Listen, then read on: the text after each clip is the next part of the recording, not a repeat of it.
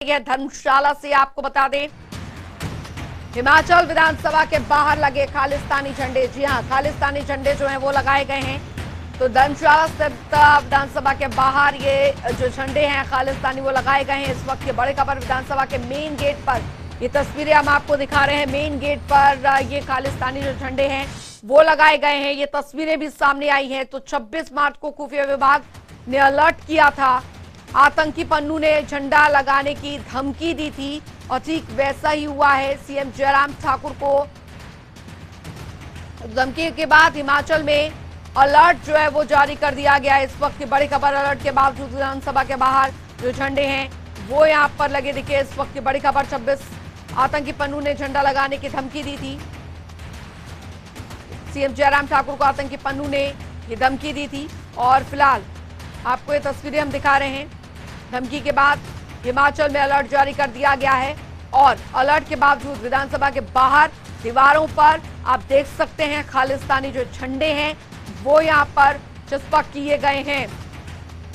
तो सुरक्षा में इसे एक बड़ी चूक भी कहेंगे, ना कोई सीसीटीवी और ना ही कोई सुरक्षा कर्मी, और यहां पर किस तरीके से रात के अंधेरे में आकर खालिस्तानियों द्वारा या खालिस्तान के जो झंडे हैं वो लगा दिए जाते हैं। ये तस्वीरें इस बात की तस्दीक करती हैं। एक्सक्लूसिव तस्वीरें हम आपको दिखा रहे हैं। पुलिस और सुरक्षा एजेंसियों पर सवाल उठे हैं।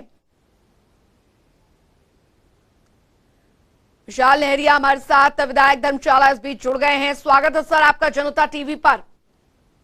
जी धन्यवाद। विशाल नेहरिया जी, सवाल यहाँ पर ये भी उठ रहे हैं कि किस तरीके से एक धमकी आती है उसके बाद उस पर कोई ध्यान नहीं दिया जाता है, और यहाँ पर हम देख रहे हैं कि खालिस्तान के झंडे और दीवारों पर बड़े बड़े अक्षरों में खालिस्तानी जो लोग हैं वो यहाँ पर बना दिए गए हैं।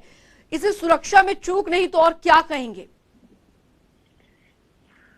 दुर्भाग्यपूर्ण है ये जो झंडा लगाने का और इस तरह का काम इन्होंने किया है। अभी सारे विषय को हम लोग एग्जामिन कर रहे हैं। सभी विभागों के साथ मिलकर हम लोगों ने रिपोर्ट को देखा है और रात के अंधेरे में आकर ऐसी हरकत करना कोई बड़ा साहस का कार्य नहीं है। मैं तो इसे कायरतापूर्ण कार्य कहूँगा। और जिन विषयों को लेकर बातचीत हो रही है, अभी ऐसा है कि नियर बाय प्लेसेस पे हम लोगों के सीसीटीवी कैमरास हैं, वहां पर हम लोग जो है सीसीटीवी फुटेज देख रहे हैं। कैंपस जो हमारा विधानसभा का परिसर है उसके अंदर को भी हम लोगों ने सीसीटीवी कैमरा से कवरेज कर के रखा हुआ है। बाहर के क्षेत्र में ये लगाना हुआ है और इस पे हम लोग बिल्कुल सख्ती से जो है मतलब इस पे एक्शन लेने वाले हैं। सारी चीजों को एग्जामिन कर रहे हैं। विशाल नेहरिया जी, लेकिन सवाल यहाँ पर इसलिए भी उठ रहे हैं, कोई सुरक्षा कर्मी नहीं, सीसीटीवी कैमरे नहीं, चलिए ठीक है, अभी ये जो चीजें हैं वो अब जांच के दायरे में आती हैं, लेकिन इससे पहले जब इसकी तरीके की धमकी जो थी आतंकी पन्नू की तरफ से जो दी गई थी उस पर भी क्या कोई गौर नहीं किया गया था और अब नतीजा ये हुआ? देखिए, पन्नू आए दिन जो है वो धमकियां दे रहा है हिमाचल में और उसकी धमकियों से हम लोग नहीं डरने वाले हैं। सुरक्षा के लिहाजे से जो उचित फैसले लेने हैं प्रदेश सरकार वह ले रही है। अभी जो विधानसभा का हमारा परिसर है, देखिए हिमाचल प्रदेश में 2 राजधानियां हैं, शिमला और धर्मशाला। धर्मशाला में जो हमारा शीतकालीन सत्र रहता है उस दौरान तो हमारा पूरा एरिया जो है ड्यूरिंग सेशन और सेशन के आगे पीछे के दिनों में जो है हम लोग फुली सिक्योर रहते हैं, पर ज्यादा मूवमेंट जो है इस परिसर में नहीं होती। चलिए, जाहिर तौर पर सवाल यहाँ पर उठ रहे हैं। विशाल नेहरिया जी बने रहिए हमारे साथ। नेता विपक्ष मुकेश अग्निहोत्री जी भी जुड़ गए हैं। स्वागत है सर मुकेश जी आपका जनता टीवी में। और सवाल मेरा यही है कि अब किस तरीके से खालिस्तानी झंडे यहाँ पर लगा दिए जाते हैं, और वो भी तब जब पहले से धमकी मिलती है और अब सिर्फ जांच की बात की जा रही है। सर, किस तरीके से देखते हैं आप इसे? नहीं, देखिए, हिमाचल प्रदेश में उस समय भी ये खालिस्तान के झंडे और पोस्टर नहीं लगे जब पंजाब में टेररिज्म पूरी पीक पे था। उस समय भी किसी की जुर्रत नहीं हुई कि इस देवभूमि में कदम रखा जाए जी।